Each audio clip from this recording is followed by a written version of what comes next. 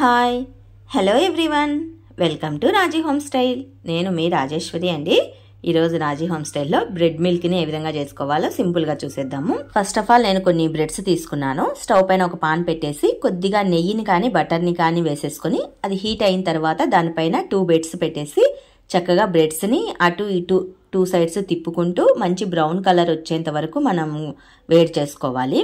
2 sides తిప్పుకోవాలండి, 1 side కాకుండా. స్టవ్ని లో ఫ్లేమ్లో కానీ మీడియం ఫ్లేమ్లో కానీ ఉంచేసామంటే చక్కగా ఇవి వేగుతాయి అన్నమాట. ఇక్కడ వీడియోలో చూపిస్తున్న విధంగా 2 సైడ్స్ బటర్ని కానీ నెయ్యిని కానీ యాడ్ చేసుకుంటూ మంచి బ్రౌన్ కలర్ వచ్చేంత వరకు వేపుకున్న తర్వాత కొద్ది కొద్దిగా పాలను యాడ్ చేసుకుంటూ బ్రెడ్ని మెత్తబడినివ్వాలి. ఎక్కువ పాలు వేయొద్దండి, బ్రెడ్ అనేది ప్యాన్కి అతుక్కుపోతుంది. లైట్గా పాలను వేసుకొని బ్రెడ్ మెత్తబడితే సరిపోతుంది. తర్వాత తీసి ఒక ప్లేట్లోకి వేసేసుకోవాలి.